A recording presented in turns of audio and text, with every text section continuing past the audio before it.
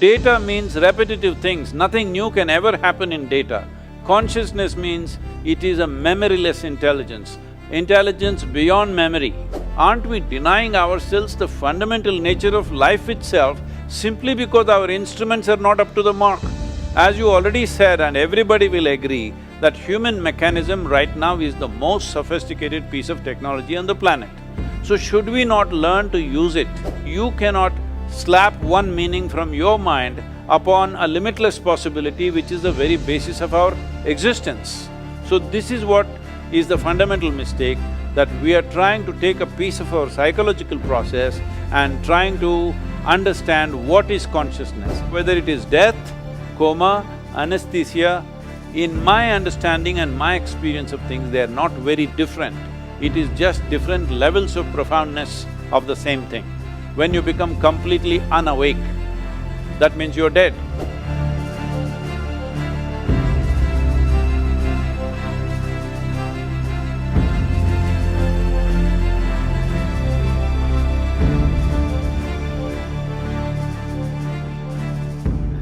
Good morning, vanakkam, namaskaram, namaste. My name is Bala Subramaniam, and here we are for a very exciting session with very interesting and also exciting personalities. So it'll be a great session, I think, and something close to my heart as well.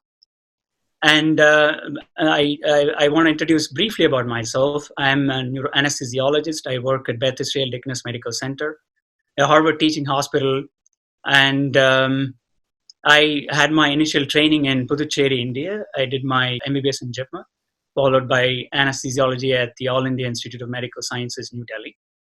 Then I spent a year in UK doing critical care medicine.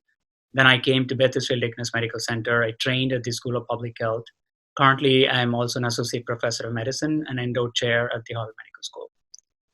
It is my privilege to introduce Stephen Laureys, a Belgian neurologist. He is recognized worldwide as a leading clinician and researcher in the field of neurology of consciousness. Stephen was born in Leuven, Belgium, and is married to a psychologist. They have 5 beautiful children. While specializing in neurology, he did research in parallel in pharmaceutical pain, working on pain and stroke. He moved on to functional neuroimaging for more than 2 decades now. Stephen has a full MD PhD and is a full professor. He's a founding director of Jiga Consciousness and Coma Science Group at the University of Liège. He holds several international collaborative leadership positions, editorial and reviewing activities, multiple TV shows with CNN, ABC, BBC, radio shows, acted in a movie, TED speaker, and keynote and research lectures, including the ones, notably the Nobel Forum in Stockholm. His books include The Neurology of Consciousness, and notably is The Meditation is Good for Your Brain. And I think he has recently come out with something called No Nonsense Meditation book. It's a bestseller in Netherlands and Belgium. I find him as a very impressive personality who is in his quest for consciousness scientifically, and he also is a meditator. So it is my pleasure to introduce him. Stephen? Thank you so much, Bala, for this wonderful introduction. Too flattering. All right, Stephen, you want to say why you wanted the title to be Mind and Brain? Because that's what drives me. I think as a teenager, like many, I think asking these questions about what am I doing here in this universe, these big questions. And I'm so happy that I made my job out of that terribly difficult question about what is consciousness. And then to translate that knowledge into our clinical activities as a neurologist, and in particular trying to care better for the damaged brains. But actually, the more I learn about the brain and the mind, I think the more I'm just fascinating, and I look at it with marvel. And it's incredible how much actually we ignore about the mind and the brain. Right. So, Guru, are these one and the same? Mind and brain? Well, in the yogic sciences, we do not accord the kind of significance that modern physiology accords to the brain. We see brain just as body. It is just body, it is one more aspect of the body. But mind, or what we are referring to as mind, the English word mind is not specific, it's kind of too general. Normally, we identify four parts to what we now talking about as mind. The moment you use the English language, you kind of speaking, when it comes to anything internal, we are talking in more generalities, not specific. So if you want specifics, well, we identify something called as buddhi, which is the intellect, which I feel largely in modern societies, they are considering intellect as mind. Essentially, I'm not saying this with any prejudice because I'm talking in terms of where these things have evolved. The European culture has recognized intellect as mind. In the yogic sciences, we see intellect only as an instrument of survival, which functions on the basis of the limited data that we have gathered through our sensory perceptions. Intellect is quite a useless thing if you do not have data. If there is no data, intellect cannot function. So intellect is very much like why today your phone has an intellect of its own. Yes, it has data and it can use it. If it doesn't yet have, I don't know what… you're shaking your head, Stephen, I think you're using a bad phone.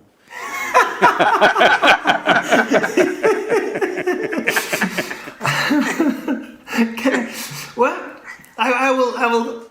You still are Nokia, I think. I think even the best iPhone is still quite stupid, isn't it? It has no subjective experience. So because we talk about artificial intelligence and machine learning and… Yes, but I'm talking about intellect. Intellect means it has data, using the data, it will do permutations and combinations, which the phone is beginning to do, maybe not to the same level as a human intellect, but it is beginning to do that activity. Even among human beings, not every human being is able to process the same amount of data and with the same complexity and sophistication. So, well, you have the brain of a monk, but you must also have a brain of a politician, and then you would know what I'm talking about. It's classified. But… No, these days they are smart, it's not like old times, okay? So, I'm saying this intellectual process is being generally spoken of as mind. That's not how we look at it.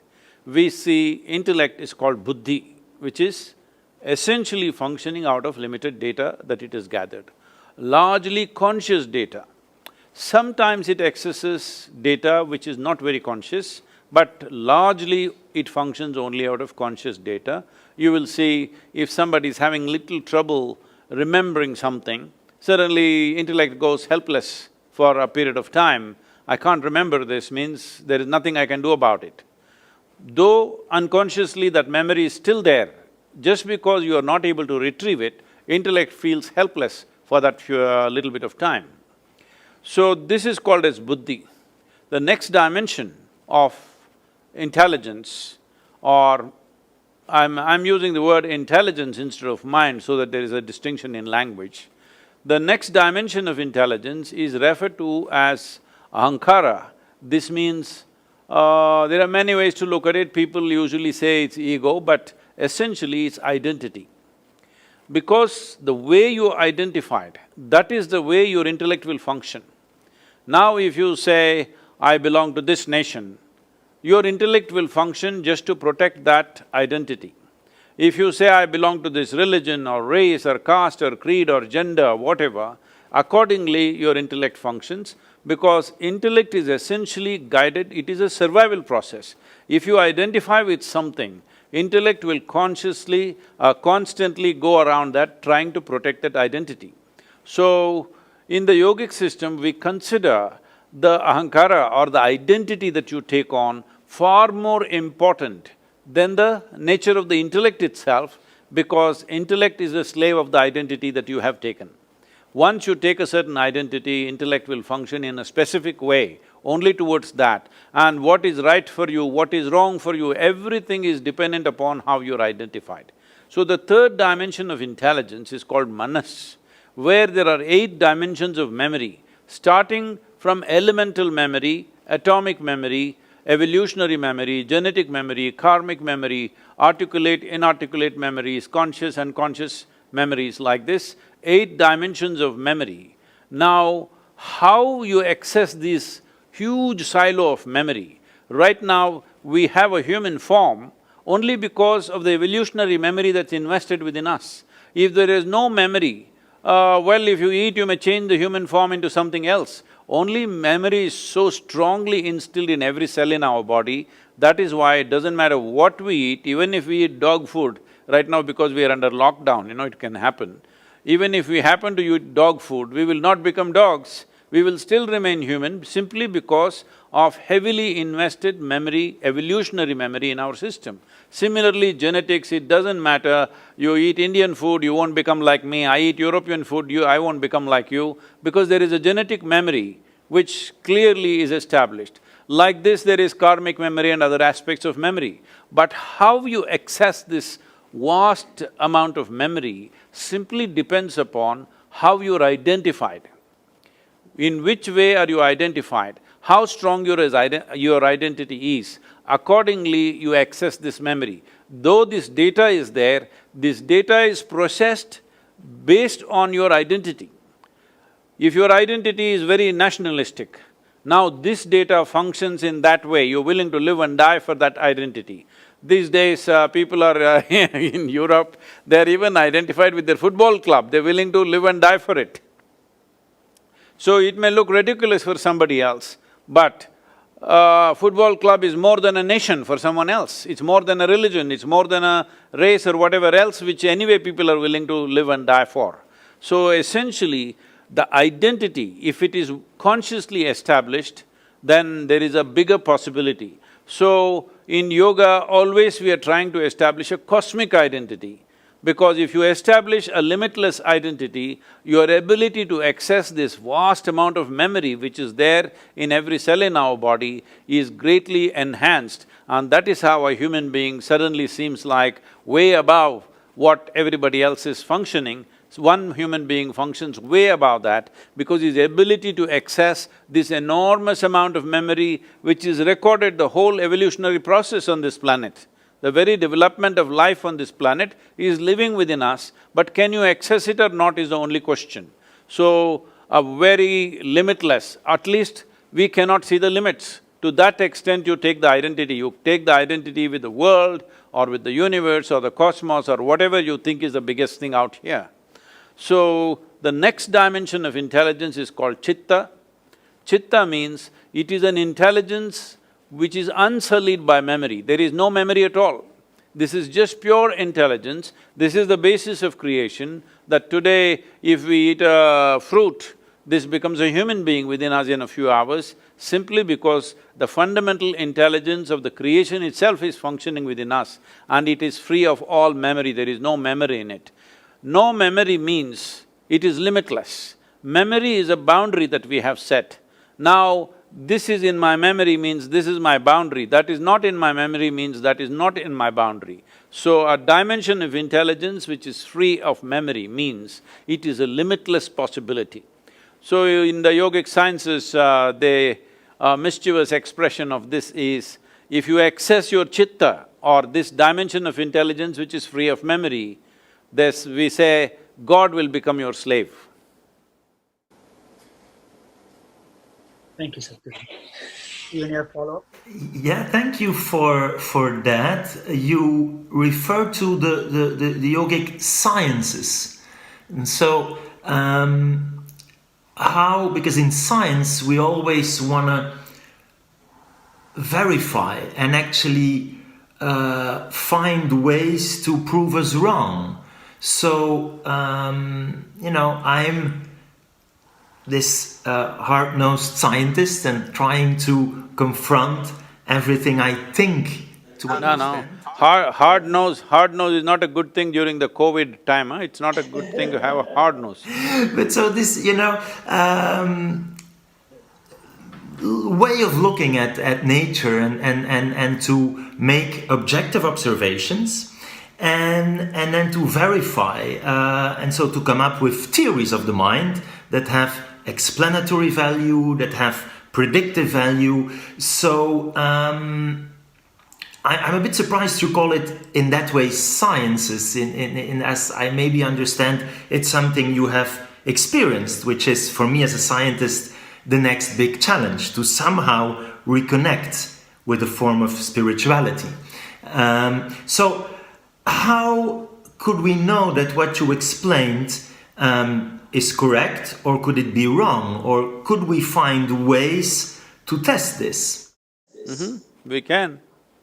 See, right now, is it true that human beings, the moment they get identified with something, it is everything to them? Is that so? Yes, Whether it's nation, religion, race… I follow you for the identity ego part. They just took on an identity. No, not ego, it's just identity. I'm an Indian means I'm willing to live and die for this country, that's how it is. And that's what is expected also if you're part of a nation.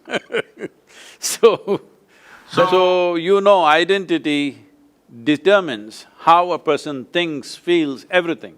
Just a piece of cloth just flies like this, people shed tears. It's a flag, a national flag does this, people stand there, grown-up men shed tears. What is there in the cloth?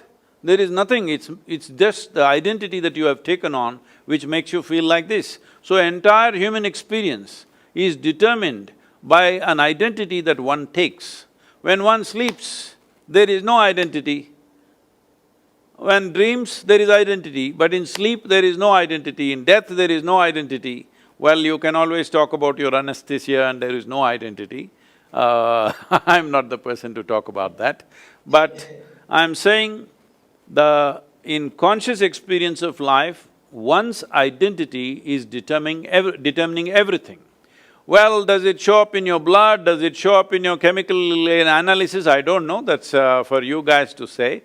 But it is a fact that people's way of thinking, feeling, working and how they live is determined by their identity. So is it scientific enough, I'm asking? When the whole world is demonstrating it. So the next thing is memory, the manas. Now, we were talking about many things. Stephen, do you remember how your great-great-great, 10 generations ago, how your great-grandfather looked like? Do you remember?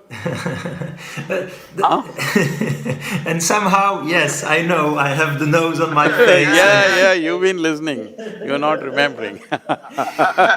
Absolutely, and so we kind of understand that a little bit in terms of the genetics and as you say, it all comes down somehow to the language we use, and then it can become very confusing. In terms of your comparison to my brain and my iPhone and the way it deals with data, I think there's something fundamentally different with how I… No, it is a question of lack of complexity and sophistication when it comes to the iPhone. It is not as sophisticated and complex as your intellect. I did not use the word brain, I said your intellect. The difference between the iPhone and the data processing and us having feelings, right? My iPhone is not… No, that's not what I said. I said between your intellect, see this is the problem. Right now, English language is using the word mind in a very general term. Now if you go more specific, in this mind, there is intellect, there is identity, there is a huge volume of memory, and there is a dimension called chitta, Right now, I don't want to call consciousness because the word consciousness needs some cleaning. It's kind of absorbed all kinds of stuff in the, in the medical lexicon. So we will leave that aside. These three together or these four together, you're calling it as mind. But if you look at the intellectual process alone, that and your iPhone are not fundamentally different, but very different in terms of sophistication and complexity. Very, very different, another world altogether. So, I'm very excited about the brain. It's my favorite organ. That one you have on the table or? That one I have up there. Not on the table. Because… No, because that seems to have more grey matter, that's why I asked you. That is maybe true, because this is the brain of a experienced meditator and I'm just an amateur. But these brains are important, of course, right? And there's other organs that I like, but without this one, it's less fun. So also when we talk about organ transplantation, and by the way, are you an organ donor? I told you I gave away my brain long time ago. I also gave away my heart.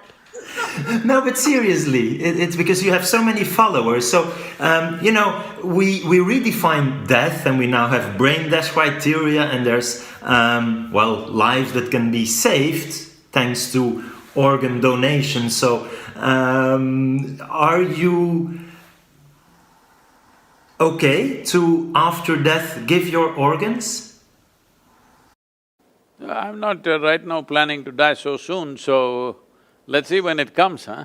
By the time I die, at least my brains, I would have used it up fully.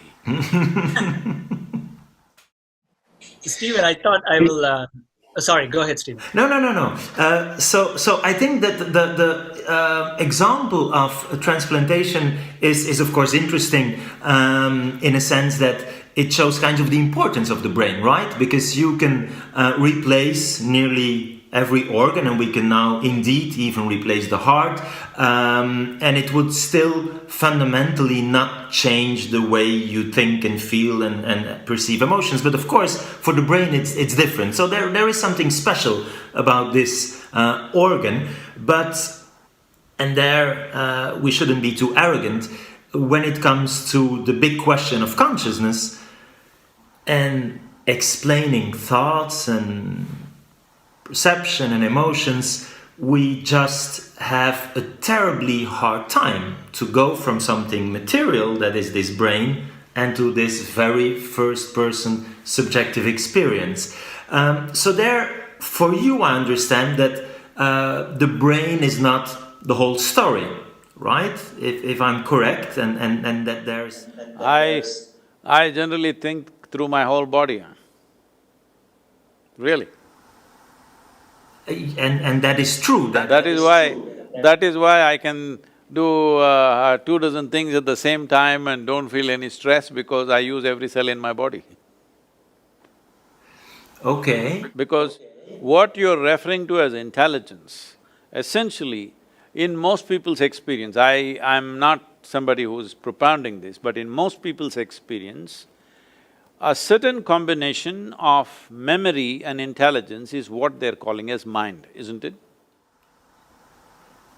Yes, it's difficult because we're talking about definitions, but yes. So, tell me, in every cell in your body, there's much more memory than it's there in your brain. And the number of complex functions that every cell in your body is functioning, you can never figure it out in your brain. The amount of chemical reactions that are happening across, not necessarily managed by your brain, it's happening of its own nature. So, when they're able to do so much, there is an intelligence. So in yoga, we don't say mind is here or there. We say there is a mental body. As there is a physical body, there is a mental body. There is a whole scape of memory and intelligence spread across the system. But now I believe, we've always given a lot of significance to this, but I understand now these days doctors are saying there is quite a bit of brain in the stomach. Am I right? Yes. What do they call this, Bala? What do they call that? I heard that… The second brain, some call it, and so indeed we have a lot of these nerve cells in our gut. Yet if I have to choose between losing those or those nerve cells, I think I rather have the brain. And I think again we can transplant your gut and it wouldn't really fundamentally change who and what you are. Transplantation. Sorry? I'm not so sure about the gut transplantation. It's not so widely done. No, of course, but I agree. Brain, there is no transplantation. You anesthetize them. You can change the activity of that autonomous system, and the impact would be very different, right? Than whether you change the activity of those brain cells. So, I think we all agree that the brain is something important, right? And no question about that. There's no question about whether brain is important or not. But brain is important and it's functional only because of the connectivity to the rest of the body with the neurological system. Suppose you cut something in your spine, then the brain cannot function by itself and it's meaningless what it does, only because it's connected. So how yoga sees brain is not as an organ per se, it is part of the neurological system. It's like one big knot where more is happening in one place than the rest of the places. But it doesn't mean it is not happening in the rest of the place. So that's why I said, I think through my body. This is why even if you're doing 24 things at the same time, you don't have any level of stress because it is like, if you're just thinking just here, what it means is, you bought a car with 4 wheels, but you drive it on 1 wheel all the time. Obviously, one will wear out very quickly and there's too much stress. Every time people have to do something, simple things, if they have to decide what clothes to wear, where to go, what to do, they get so stressed on a daily basis because they're using just one dimension of their intelligence, not exercising other dimensions of their intelligence. And that you can train through yoga is… Oh, definitely, yes. And I'm, as I said, struggling to understand consciousness, and again, we shouldn't be too arrogant. It's to me one of the big mysteries for science to solve, right? With this objective scientific method. Some would even say it's impossible, and we will never be able, with our limited mind, to understand the mind. But I'm naively optimistic. But it is true that, as you said repeatedly, maybe we should be more emphasizing the experience, right? And that is why I'm listening to these athletes of the mind and these traditions, being your tradition or Buddhism or… and I think we have, first of all, considered consciousness as a taboo. It was just impossible when I started in the 90s even to find money to study consciousness, and that is finally changing, but still. And next, maybe now we're too excited because we have these machines, functional MRI, and we can, 3D print brains and look at how parts of the brain light up and so on and so forth. But maybe we ignore a little bit too much the phenomenology. So when I have these Buddhist monks in my machine and they talk about these different levels of consciousness, and you just mentioned something like pure consciousness or intelligence, for me it's very, very difficult because I never had that experience, right? And so I think I should… No, what you're saying is… No, what you're saying is, it is difficult for me because it's not there in my memory. That's exactly what I said. If something is not in your memory, your intellect is helpless about that aspect of life. So how will it come into your memory unless it has come into your experience? What is red, blue, yellow has come into your experience. That is why it's in your memory, otherwise it wouldn't be there in your memory. If you see a certain kind of food, certain kind of drink, certain kind of situation, you know what it is only because it's there in your memory, otherwise you wouldn't know. So right now, something that is not yet in your memory, you are trying to sort it out in your intellect. That's never going to happen. It is not that you will never be able to figure this, that's not the point. You will never be able to figure it with the kind of instruments that you're using right now. First instrument that you're using is intellect, and all other instruments, whatever scientific stuff in your lab, this is all products of intellect. They all function only from data. So data means repetitive things, nothing new can ever happen in data. Consciousness means it is a memoryless intelligence, intelligence beyond memory. Unfortunately, because of the type of modern education that we have, we are making people misunderstand that memory is intelligence. You know, if you read a textbook and keep it in your gut and you go to the examination hall and puke it on the paper, you will be first rank, all right? Simply because you have memory. So memory is being misunderstood as intelligence. But intelligence doesn't need memory, intelligence functions of its own accord. Intelligence can generate memory, intelligence can store memory, but it is not the basis of memory which is intelligence. Intelligence is the basis of memory. Memory is not the basis of intelligence. So would you agree that we could try to get the best of both worlds? Where are the two worlds? I am living in only in one, which is the other one? So this… Where are you from? Where are you? Are you talking to me from Mars or something? I'm talking about my lab and the machines and the rational approach, but linking it to the phenomenology, to, as you say, the memory, the experience, and indeed that we maybe have been ignoring it too much, right? See, in your lab, Stephen, in your lab, is there any instrument which is finer than the human mechanism that you are?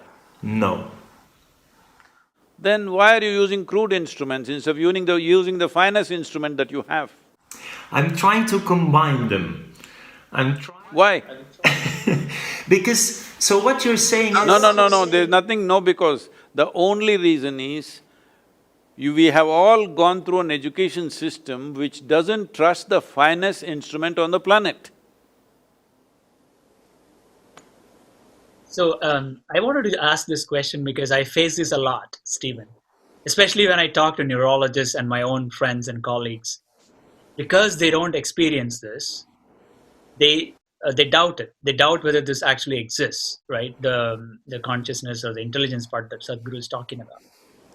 The science is all about reproducibility and repeatability, showing that again and again. Well, human beings are repeating themselves for generations. Isn't that good enough? And I'm coming to that straight because they want to see that as a traditional data form, but because we don't have any instruments as of now to say that or show that or given us a PowerPoint presentation, but there are millions of people who are experiencing this and are talking about the same thing. Why don't we trust that in scientific world? Because the first question I face is, oh, there's no data, what you're talking is all nonsense. So again, you are very open to it, that's why I'm asking you this question. Why do we go with this so-called definition of science that, keeps on saying it's not seen outside, I can't demonstrate, but we can put ourselves into that state and experience it. There's a lot of people who are talking about it, so I'm not sure why we don't account for it. And I think you're right, we should listen more to… and I think if we want, as neurologists, you anesthesiologist or the psychiatrist, or so we need to link back to that subjective experience, whatever you call it. Now, I think, and that's what I try to say to combine the best of both worlds and approaches, that if we only go with experience, well, maybe we could be limited or maybe plain wrong.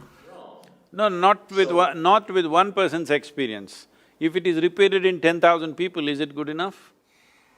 Well, I will be here, the scientist, saying it's not good enough, because maybe 10,000 people, 1 million people, billions of people could somehow have false beliefs, right? It could be. And there were… No, we're not talking about belief, unconnected people. See, for belief you need flock. Unconnected people, you can check 100 people who are not connected with each other. If we put a certain input, if the same thing is happening in all the 100 different people, is that not repeatable proof? Yes. Right now, is there any scientific evidence that you're alive? It's… the definition of life is actually still challenging for us, right? I think it's this, what is matter, how does it organize in life, and then to consciousness is the big questions. So I'm following you in this importance of what these, whatever the number is, people are experiencing, and that we really should be carefully listening to that. And sometimes I feel when talking to people like you who have… Can I say something, Stephen? I'm not saying you should listen to me. It is not necessary to listen to me, because if you listen to me, it's just hearsay. I'm saying something. It may be a bloody lie, who knows, all right? I'm not asking you to go by my word. I am just saying, if you do certain thing and those results happen to you, then that is true, isn't it? You don't have to believe what I say. I'm saying all of us, we are here, how are we here? The basic thing is our parents have given us what they have given us and we became that, and now we gather our own thing in our own experiences and make it much more complex.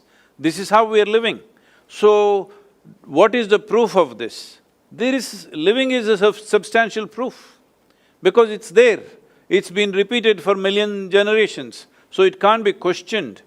So right now, the instruments that you have in the lab, whatever you said 90s, the instrument that you had in 90s and the instruments that you have now, are they very different, more sophisticated? They're better, they always get better. They're always getting better. So even today what you're using, definitely not good enough instruments, maybe in another 20 years they'll get much better. So I'm saying, aren't we denying ourselves the fundamental nature of life itself simply because our instruments are not up to the mark? As you already said, and everybody will agree, that human mechanism right now is the most sophisticated piece of technology on the planet. So should we not learn to use it beyond our thought, beyond our emotion, beyond our identities, beyond our prejudices? If you learn to use it, then this will clearly tell us what is what, because this is the most competent machine that's out here. Yes, and yet I'm trying to imagine a world where we would all be SadhGurus, right? Imagine… You're talking about a very competitive world for me. It's your word. So, I chose at one point in my life not to become neither a priest or a guru or a philosopher, but a scientist, and then to use that as a medical doctor. And I'm still happy with that choice, because I do think, and I believe you will agree, that the scientific knowledge and the technology and modern medicine has really incredibly improved our quality of life and our life expectancy, and that's very important to appreciate. So I am very happy that there are these scientists and that we have the technological advances, but at the same time I think we should try to find some and reconnect to the spirituality or the pure experience, as you say. Would you agree with that, that it's this kind of balance? See, it is like this, if you take a motorcycle mechanic, he's very good with the motorcycles, let's say. But now you ask him to fix a computer, well, he can use his screwdriver and open the cover. Beyond that, he doesn't know a thing about it, all right? This is just like this. Objective sciences are like this. It is always 1 + 1 is 2. That's the only way objectivity can work. You cannot say 1 + 1 is 11 also, forget about a million. all right? You cannot say that because this is the nature of objectivity. And our objectivity is coming from our intellectual process. Intellectual process, as again I said already, it's coming from memory. So memory cannot be fudged. If you fudge the memory, it's a mess. I remember this is one and this is one. And now I put these two things together and say this is two. Now this has a memory basis. If I fudge this, then my intellect becomes useless, all right? So intellect is handling one aspect of our life, which essentially we call it as self-preservation. For our self-preservation, our intellect is vital. Without it, we cannot function. Right now, all the things that you said, it has improved our life expectancy, it enhanced our life in so many ways. No, it has not enhanced the quality of our life at all. It has only enhanced the comfort and convenience levels in the world and definitely life expectancy. All this is definitely self-preservation, isn't it? It's survival process. So when it comes to self-preservation, our intellect is vital. Without this one functioning, you cannot survive in this world. All the five senses are functioning, they are feeding the data into your intellect and from there you're using it. How efficiently you use it will determine how efficiently you survive. So your life expectancy enhanced means your efficiency of survival has increased, that's all it is. So you are more healthy than what people were in the past, I don't think so, but suppose we are, it simply means your survival process is little more efficient. So, leaving the survival process, now you're talking about consciousness. Consciousness means, see the English word consciousness is very loosely used. If you say somebody is in anesthesia, if they come back, you say, oh, he's come back to his consciousness. No, he's conscious because there are no alternate words, we use the same words. Language is a different aspect. Language is also a product of our intellect. So it can only talk in opposites. Without polarities, there is no language. Without polarities, your intellect cannot function. But when you talk about consciousness, you are not talking about two polarities. There is no A consciousness and B consciousness. There is no positive consciousness and negative consciousness, there's just one. So, what doesn't have a polarity cannot be dissected with your intellect. Intellect is a sharp instrument, it can only dissect, it cannot absorb something. See, if you are using your intellect upon something, if you ask any human being, do you want your intellect sharp or blunt? They will say, I want it sharp. Why? Because it's a cutting instrument.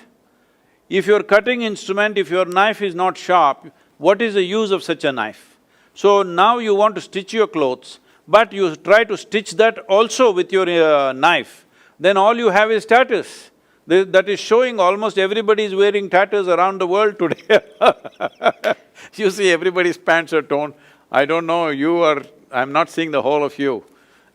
That's very good. If you are blue denims, it'll be torn.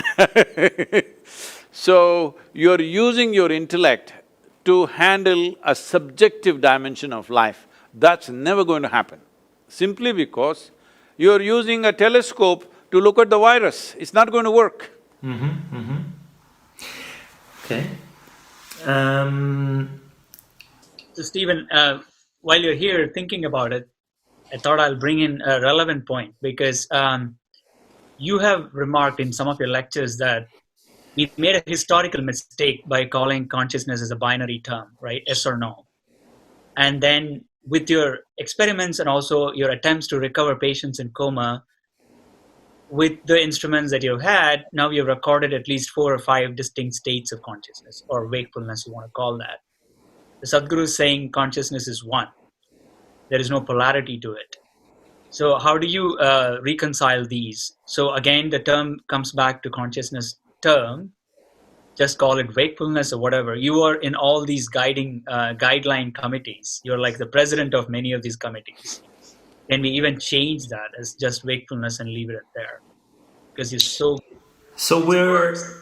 Thank you for that question, Bala. We are definitely struggling, and I think we have no definition of consciousness that we all agree upon. What we try to work on are somehow practical measures that, well, you and I as clinicians, when we say the patient is unconscious, what do we mean, what is the language we speak, and we will there reduce this complexity to, first of all, wakefulness, the first dimension, and that's what you see and what we all experience when we fall asleep. When you make them fall asleep during anesthesia, they somehow seem to lose awareness of their environment and then their self. During sleep, there is already this notorious exception when we dream, and I think that's fascinating. And there's lucid dreaming and illustrating the challenge for us as observers saying meaningful things about awareness in another person. And then these patients, as you say, in coma, who can no longer be awakened, and that's simply looked at from the outside as looking at eye-opening. They will never open the eyes even when we stimulate them, and then observing their behavior, which is then reduced to reflexes. But it's true that when you think about it, it's frustrating, and that is exactly why I started this research, because I was not satisfied with how, as a clinician, I could say meaningful things about consciousness, the mind, subjectivity, while the only thing I'm doing at the bedside is making inferences based on some motor activity, and the absence of proof is there not always proof of the absence. So to me, it seemed a historical error that we had this black and white view, that the patients we see with severe brain damage were or conscious or not.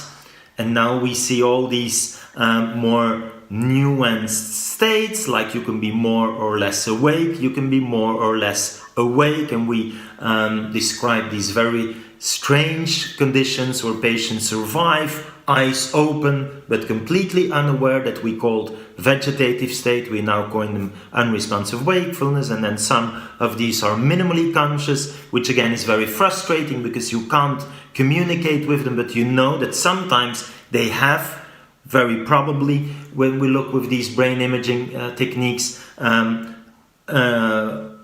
functioning brain, and hence a functioning mind that can perceive emotions, including pain. And so I'm trying to be a little bit more precise about what we consider as awareness of the environment, of the self, and how we can link it to brain networks, which is what we try to do with this global neuronal workspace in the front and the back, and trying to capture it by all possible means to help clinicians reduce the uncertainty and have prognostic value. But it's still a tremendous challenge to go from there, and they're still, I think, descriptive, and they have a big practical value, but I am not satisfied in terms of the explanatory power, because they're truly to explain how we're having this wonderful discussion. And I'm thinking that I know for sure some things in my mind now, but how this happens to me is still a big challenge. And as you know, we also listened to patients who had a coma, and we thought they were fully unconscious, but afterwards they tell us they had these wonderful experiences called near-death experiences. Very, very intense, very, very positive, often, but not always, seeing themselves from the outside, this notion of light. And for some, this is proof of life after death. I think it's a challenge because death is still a big, big barrier for science to study. But all of that somehow makes me more humble and look at everything with a little bit more of the amazement from, well, despite all my theoretical knowledge, I'm not able to explain this. And will we ever? Well, there to me, it seems very interesting that the scientific community links to this community of what I would call the athletes of the mind, right? And that's also why I myself try to do meditation, so that I maybe can experience this a little bit better. And maybe we can compare it, Bala and SadhGuru, to my initial area of research was sleep and dreaming. And I dream a lot. And then to me it's easier to connect. But my supervisor at the time very rarely remembered his dreams. And so his approach was very different. And so imagine that I would have no dream, never. How could I, even with the best possible theoretical knowledge, understand dreams? It's, I think, important that we have the experience and the memory, as SadhGuru said, to really get to an understanding. Or imagine I would be a scientist looking at color vision, that me myself would only see in black and white. So even the most perfect understanding of color from a theoretical perspective in this colorblind scientist, wouldn't it be different the day I would truly see in color? So that's the kind of frustration I have when talking with big experts who have, I don't know how many 10,000s of hours of meditation, and I know you're a very expert meditation yourself, and I'm just this little athlete, right? Trying to understand what you mean when you're talking about all these different states and nuances. And so you're right, I see consciousness not even less black or white or on this gray scale, but rather all the colors of the rainbow. And it's so multidimensional that it's very difficult for us to collapse it, to reduce it, and to grasp the holiness of the experience. If I can say something, can I? Sure, Sadhguru, please. See, Stephen, as we sit here, this is my body, that is your body, distinctly established. Right now, it is 100% like this. I don't know what you're drinking, I can't see, but whatever you're drinking, what's in the cup is not you. The moment you drink it, after some time it becomes you. This is happening right now. So, though what you think is your body and what I think is my body is just a piece of this planet, right now it is distinctly clear, this is my body, that is your body, 100%.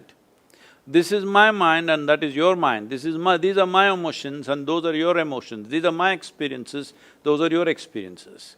But there is no such thing as my consciousness and your consciousness. This is a living consciousness. We blew our own bubble. I'm sure you have that little wonderful boy who came on the screen, I'm sure he's blowing soap bubbles at you sometime. So, if you blow a soap bubble, this is my bubble, that's your bubble. Poop, it went. Then there is no such thing as my bubble and your bubble, there is no such thing as my air and your air. Consciousness is just like this. Right now you have blown your bubble, I have blown my bubble. This is me, that is you. But when this goes poop, there is no such thing as my consciousness and your consciousness. It is just that we are holding a certain amount of, if you want to call it as consciousness, I would prefer to call it as life, because the word consciousness, as you are speaking, I'm seeing that even last time when we spoke to all Bala's friends, what I see is wakefulness and consciousness, there is no clear distinction in medical terminology. See, everything that you do with your anesthesia has nothing to do with consciousness. It has something to do with body and various functions of the body. You're shutting down certain aspects of the bodily functions. One of them is transmission of pain, which is the main interest when somebody is going to surgery. You don't want to stop their heart, you don't want to stop their brain, you would like to see the transmission of pain stops. Whatever is being cut, whatever damage or fixing is happening, whatever parts of the body may be being removed, what is not vital may be being pulled out, all that is happening. Only transmission of pain is not happening. This has got nothing to do with losing consciousness and gaining consciousness, there's no such thing. So we're using the word wakefulness and consciousness in a little different way. And not only that, especially not just in medical terminology, generally in English language, there is no distinction between somebody is unconscious and he became conscious and consciousness as a larger possibility. So, my body, my intelligence, my mind, my memory, your memory, my experiences, your experience, all different. But there is no such thing as my consciousness and your consciousness. It is just that it is only the human creature on this planet who has the neurological capability and sophistication of mechanism that if they allow it, they can access this dimension of consciousness. No other creature is really capable of accessing it. This doesn't mean there is no consciousness in them. Without that, the life process wouldn't happen. There is consciousness even where there is no body, all right? Only thing is, you need a certain sophisticated instrument to access that, which is the human mechanism. This is why we consider being human is a great privilege, because you have access to dimensions beyond your physical boundaries. That is the fundamental significance of being human. So, let us not misunderstand the instrument and what we see. If you take a telescope and see, you saw another galaxy, but the galaxy is not produced by the telescope. The galaxy is there. The telescope only gave you an access. Similarly, your body, your brain, whatever, I don't want to identify different things, from your hair to your toes, everything is body as far as I'm concerned, including your brain. It is just another dimension of the body. So this body, if we keep it in a certain way, if we do not contaminate it with too many ideas, philosophies, identities, if you keep it in a certain level of openness, this will become an access point to what we are referring to as consciousness or the basis of the life that we are, in a way. So somebody can call it consciousness, somebody can call it a being, somebody says this is God. Well, we can use as much vocabulary as you want. Essentially, we are trying to put a meaning on something which cannot be defined, which has no meaning. Meaning is a consequence of human psychological process. Psychological process is a consequence of accumulated memory. So you cannot slap one meaning from your mind upon a limitless possibility which is the very basis of our existence. So this is what is the fundamental mistake, that we are trying to take a piece of our psychological process and trying to understand what is consciousness. Consciousness is not something that you can understand. Understand means there must be a meaning.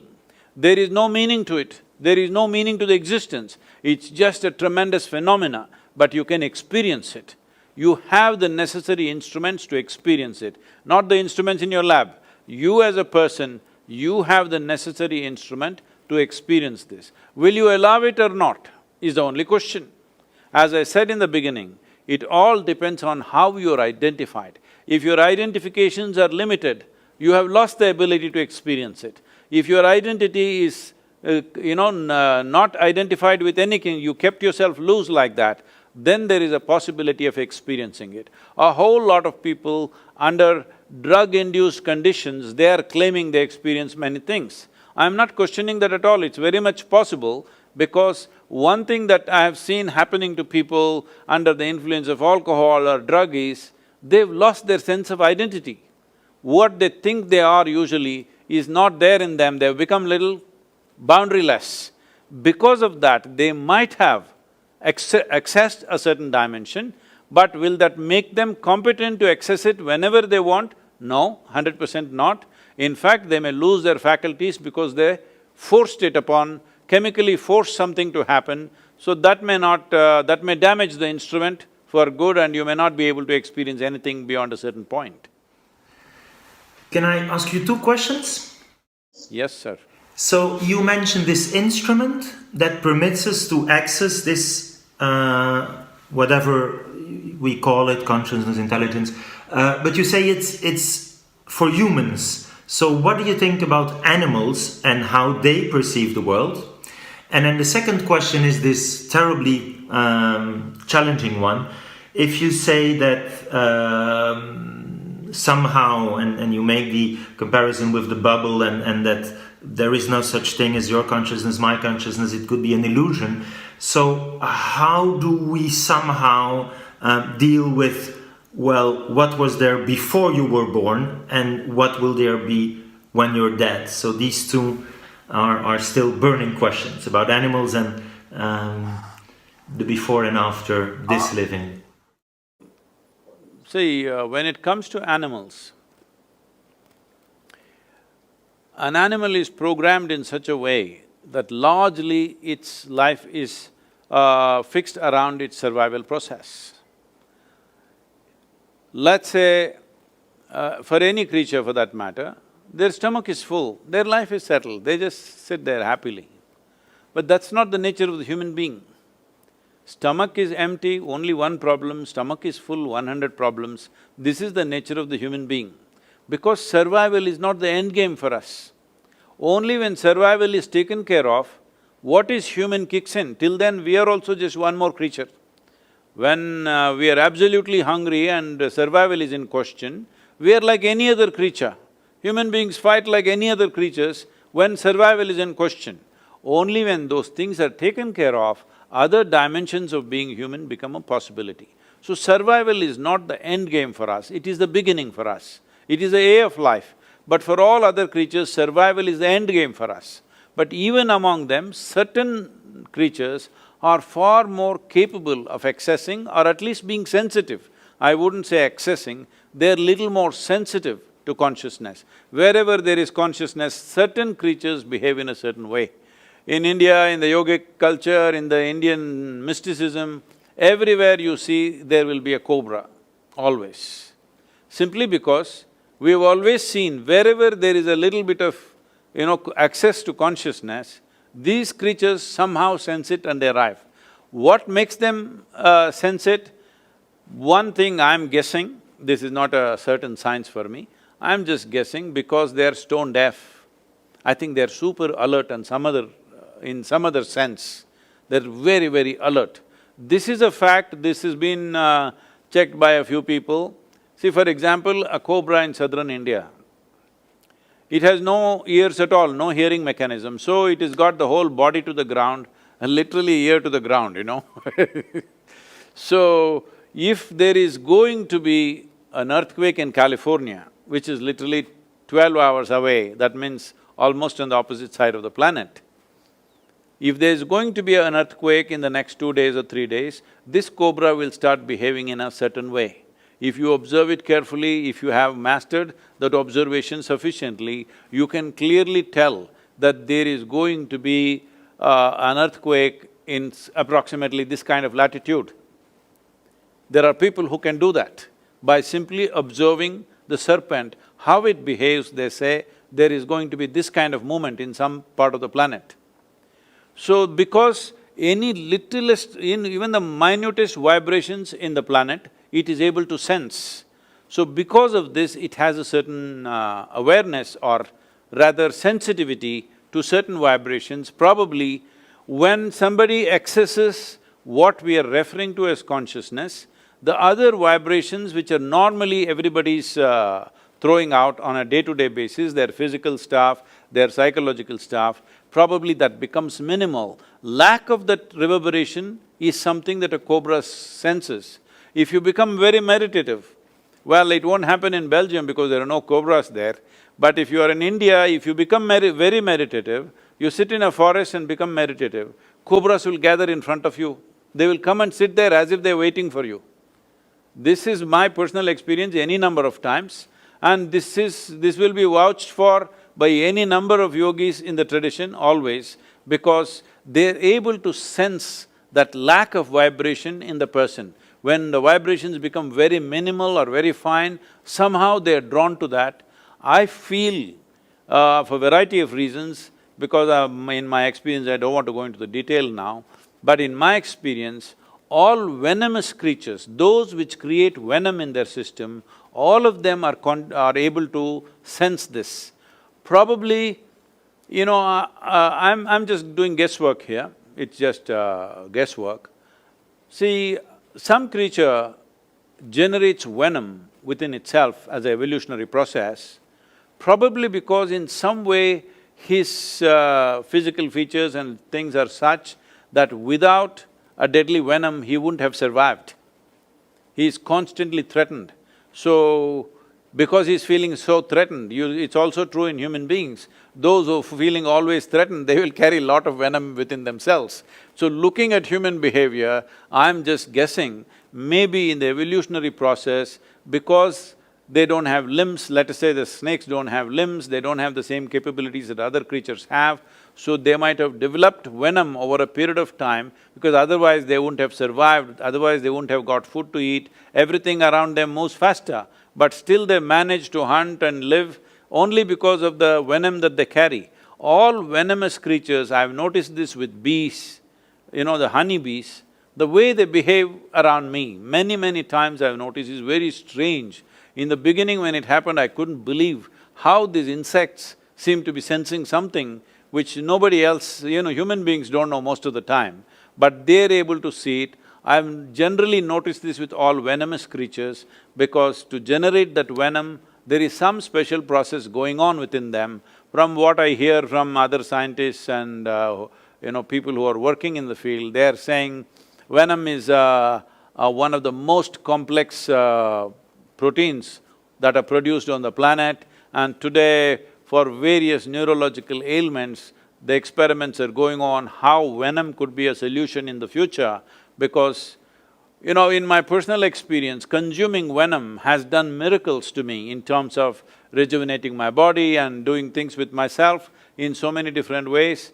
If you are… I don't know if you and Bala are not aware of this, there are certain type of yogis who always carry these mountain scorpions which are almost like 9 inches long in a box. Once in a way, they will decide when, they will take a sting from the scorpion, your whole neurological system will jangle, it'll go for 24 hours to 48 hours. It won't let you sleep, it will just keep you up.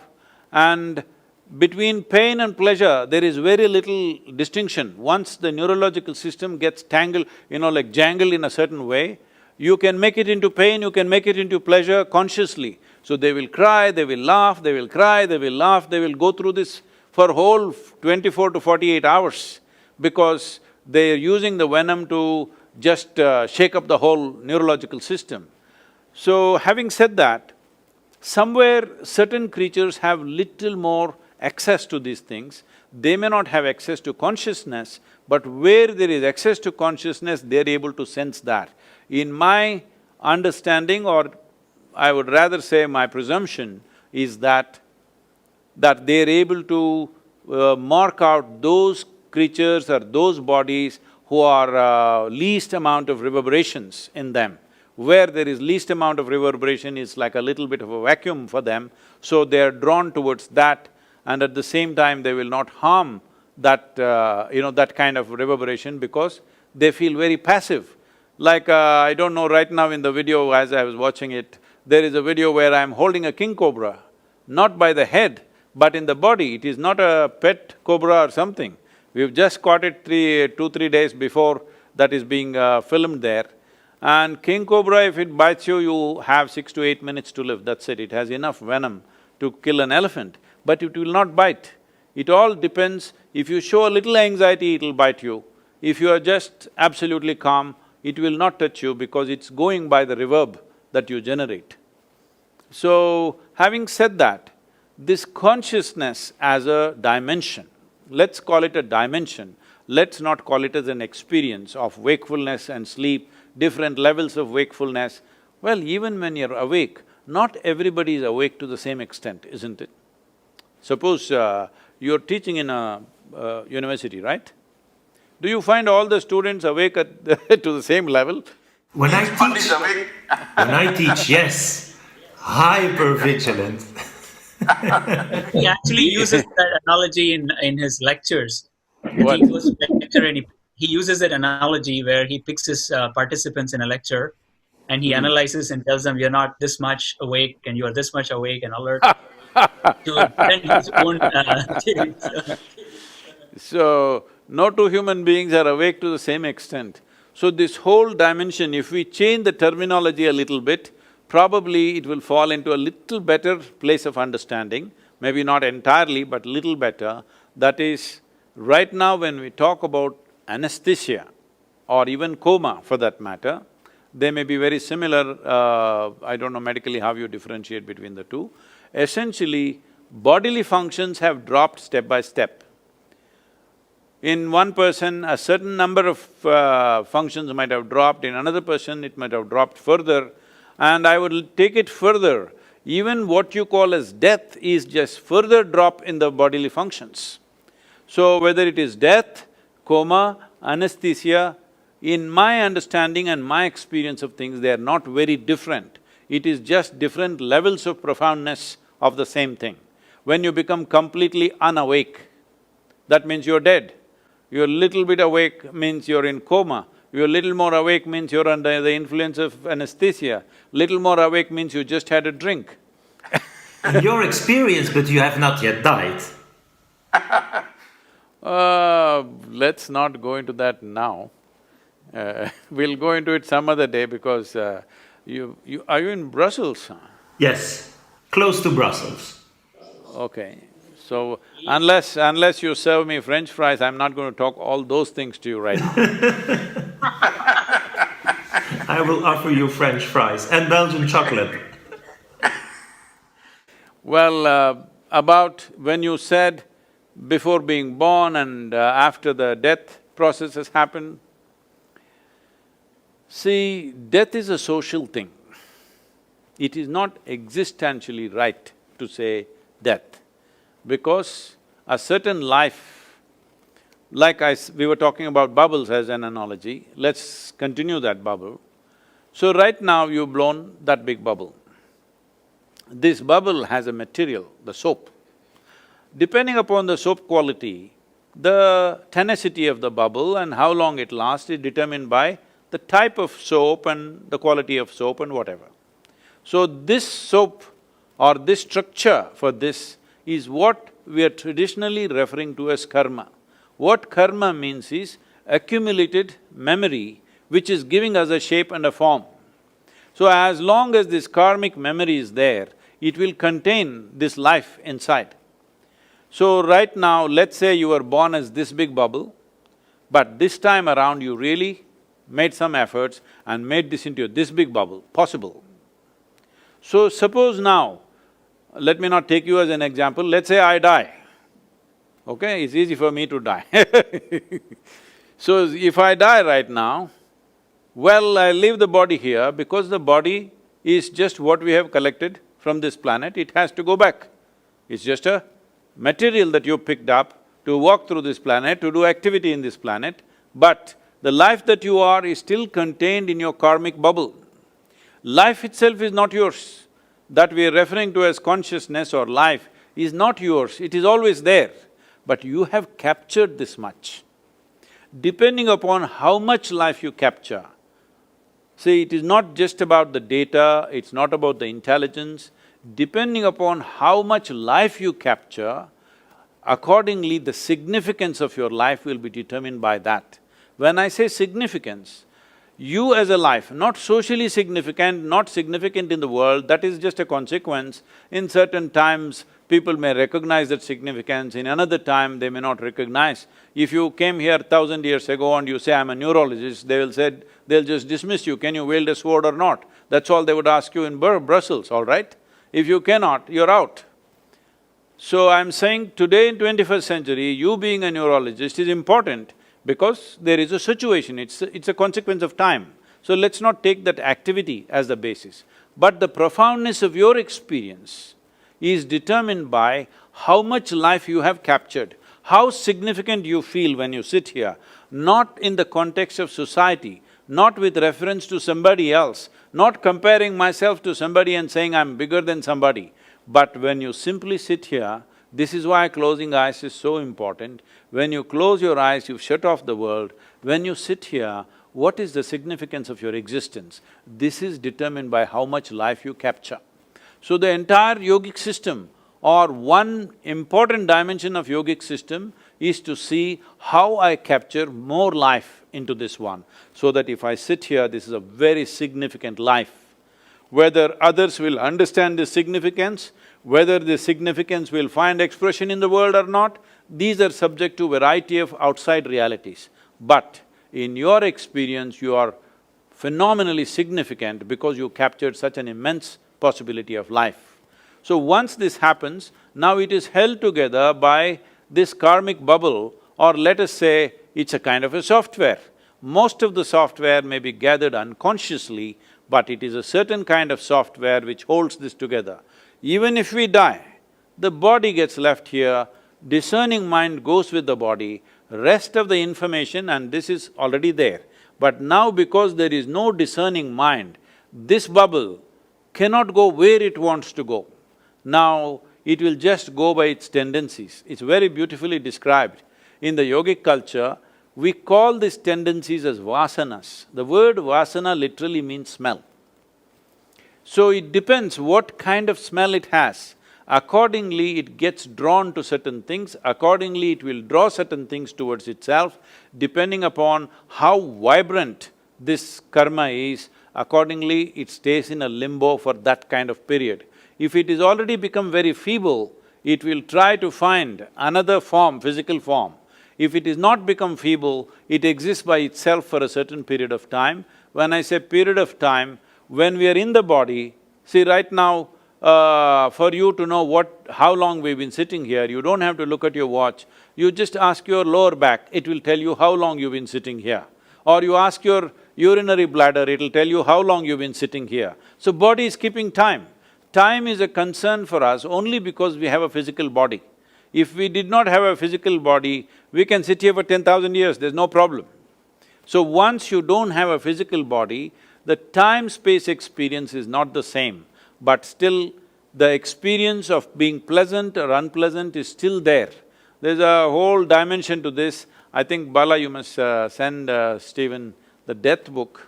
I just published a book on death, it's been an 8-year work and it's just come out, and I'll ask Bala to send it to you, or we can send it from UK probably. Thank you. Stephen, so couple of questions to SadhGuru, right? So what determines… I hope I have not said something very unscientific that keeps you…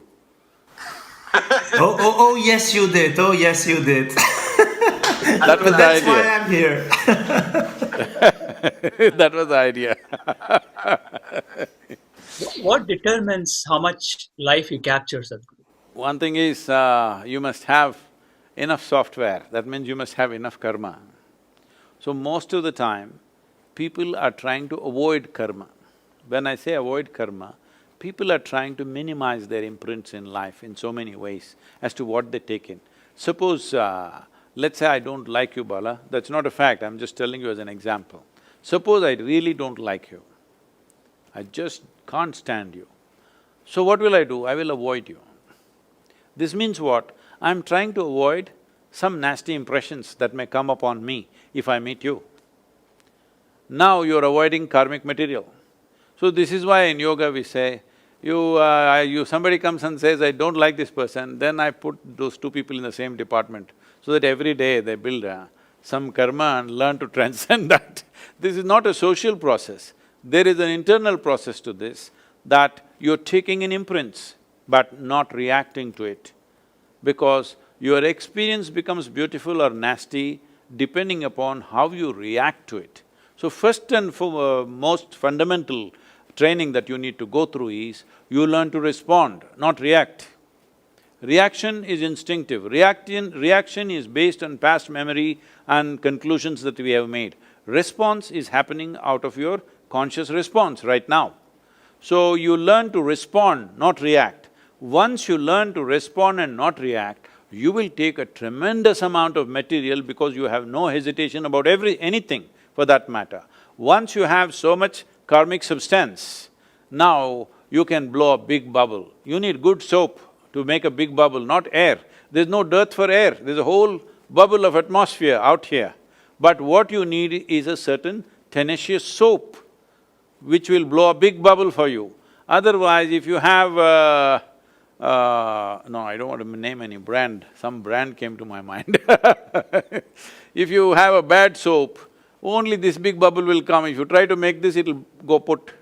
So if you want to blow a big bubble, what is needed is not air, because air is anyway there. At least in the context of who we are, it is a limitless amount of air. It is not really limitless, but still it is limitless from the context of our lungs at least, it's quite limitless. So there is limitless amount of air, there is limitless amount of life and consciousness in the universe, but the question is, do you have the necessary quality soap to blow it big and hold it? So, you don't avoid anything when when something outside of you does not determine the nature of your experience, that is when you're willing to take on everything. When something outside of you makes you either happy or unhappy, you will try to choose only those things which give you pleasant experiences. Those things which give you unpleasant experiences, you will try to shun. So if you really look at in the world, most people, if you look at people's experiences in the world, most people can't stand almost the entire humanity. Their neighbor means must stop there only. Friend means still here, but he must stop here. If he crosses this line, there will be trouble. Well, a spouse means here. If they cross that, there will be trouble. A child means here, but if he crosses that, that also will be trouble. I'm saying for everybody there is a boundary. If they cross that boundary, there is trouble. So in a way, if you really look at it, actually nobody is 100% okay with anybody. So this is the fundamental thing we need to change. People are trying to teach this in roundabout ways. They're saying you must love everybody, you tried, it doesn't work. People say you must be compassionate, be this, be that. All you're trying to do is that you are not in a state of reaction, but you will consciously respond. Or in other words, you want to make your experience of life so pleasant within yourself, no matter who comes, how nasty they are, it will not cause nasty experiences within you. Once you have this insurance that somebody else and something else, either a person or a situation, cannot soar the experience of who you are, only then you're truly open to every kind of experience. Now you have a super soap. You can blow a very big bubble. But can I ask something? Yes, sir. Is that… so you would advise somehow that meditation can help us blow a bigger bubble? See, once again, this is a very vague term in English language. When you say meditation, if somebody sits here with eyes closed, in English language we say, he's meditating. But with eyes closed, we can do many things. We can do japa, tapa, dharana, dhyana, samadhi, shunya, samyama. Or you may just, as you know, in the universities, they have mastered the art of sleeping in vertical postures. No, not in your class, no. So they may be horizontal in your programs. So it's true that then it becomes… the term meditation becomes kind of meaningless, is what you say, because it stands for… It is not specific, it's generally saying something. So, let us say you're chanting something. People say that's also meditation. No, that's called japa. Japa, if you do it in another form, the same chanting, it's called tapa, because tapa is used to generate heat in the body. What you were talking about Tibetan monks, most of them are doing tapa because they're using it in a certain way to generate heat in the system, because if you generate a certain kind of prana or life energy in a certain form which is called as samat prana, if you generate that, body generates enormous amount of heat. And this heat is not just as temperature, it's called ushna. It activates a certain level of perception, it makes you very healthy, it will allow you to live with very minimal amount of food and water. All these capabilities will come because your samat prana or samana prana is high. That is what generally they are trying to do, they are trying to do tapa. So that is… you want to call that meditation? No, it is tapa. If you do the same thing with a different tilt to it, it becomes japa. If you do dharana, that means you're focused on something, you're concentrating on something, that's called dharana. So if there is you and there is something else, an object, and you're very well focused and you and the object are connected, that means it is dharana.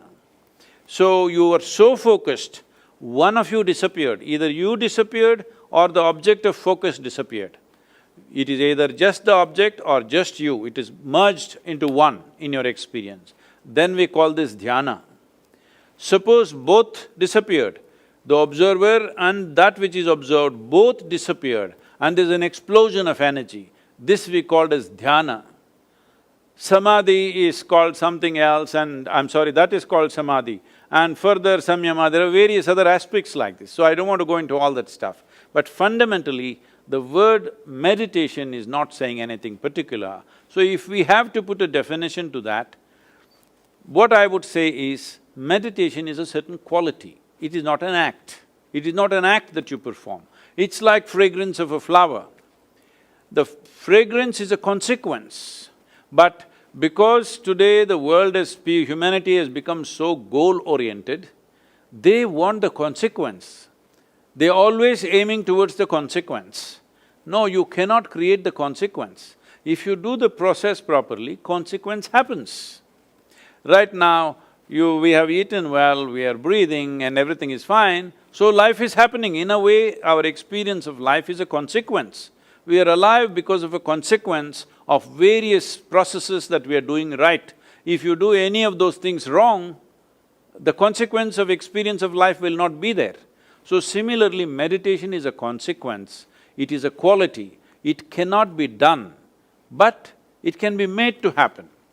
If you cultivate your body, if you cultivate your thought process, if you cultivate your emotion and your energies to a certain level of maturity, you become meditative. It is not like in the morning, evening you do meditate, not like that. You become meditative as a quality, you carry it with you. So, if we want to further technically define this, essentially I would say, because I'm assuming meditation means dhyana, it is an assumption, because somewhere you have to fix it, otherwise it is all over the place. If you call it as dhyana, that means if you sit here, in your experience clearly, the body is here, your mind is here, what is you is somewhere else. These three clear, distinct identities.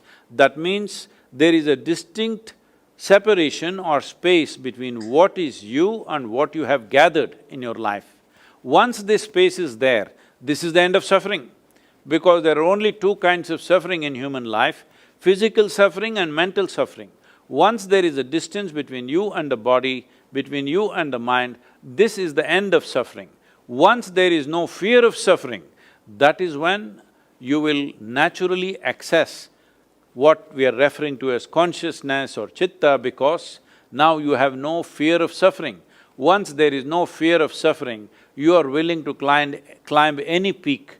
It's only the fear of suffering which curtails a human being. Once this possibility of suffering is taken away from you, you would also like to go and see how hell looks, what hell looks like, because anyway you cannot suffer. Actually, Gautama said this. When people were all talking about going to heaven, attaining to this, he said, you say in heaven everything is wonderful, what will I do there? In hell everybody is suffering, let me go there and see what I can do, because anyway I cannot suffer. So once there is no fear of suffering, you walk full stride in your life. Otherwise, no matter how adventurous people think they are only half a step all the time, because the fear of suffering is always lurking in their minds. And SadhGuru, do you think that the patients I see in my consultation who are suffering, they have migraine, headaches, anxiety, depression, that they could benefit from meditation, and as now is very popular in Western countries, this mindfulness techniques? They're already suffering because their minds are too full. They need to come to some sense of abandon, you know. So, each person may be in different level of development, it's not like a general prescription I can make, but becoming meditative, will it help? Absolutely. But can you make them meditative in a clinic? I doubt that, because you can't suddenly make them meditative. Some people may be ready for it and it may happen. But can you make everybody meditative? A doctor can make somebody meditative with just a few instructions? No, because it will need a certain amount of induction. They have all the ingredients for it to happen, but still it doesn't happen because there's no induction. So there needs to be some charge for them to, get into that place. Somebody may be ready for japa, somebody may be ready for tapa, somebody may be ready for dhyana, dharana. This is an evaluation that has to be made for each individual. If suppose I met somebody, they are 20 years of age, I may teach them something.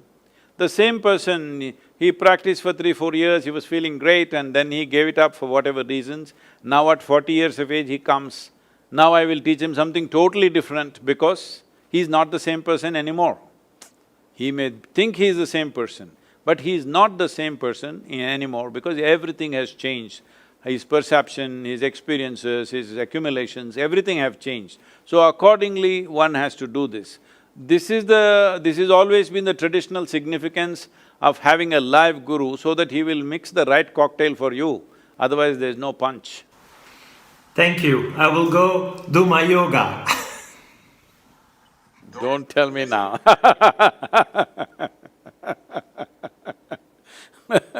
There's been a very fascinating discussion. I can go on and on. I have so many burning questions, but I think it's been more than an hour and a half. So I'd like to wrap up. At least one thing I'd like to see you, Stephen, do is at least bring into discussion about using the term wakefulness as a way of different levels of wakefulness in your practice and in neurology world, and then leave consciousness out completely. And that way, probably you can explain so many things in your lab and what you're finding and how you have been successful in restoring some of the comatose patients back to their normal lives. So thank you so much for doing your work and also being open to explore this aspect with SadhGuru and us. It's just, there's so much more. He's an ocean by himself. As your lab machines improve, one day you may be able to raise the dead, huh?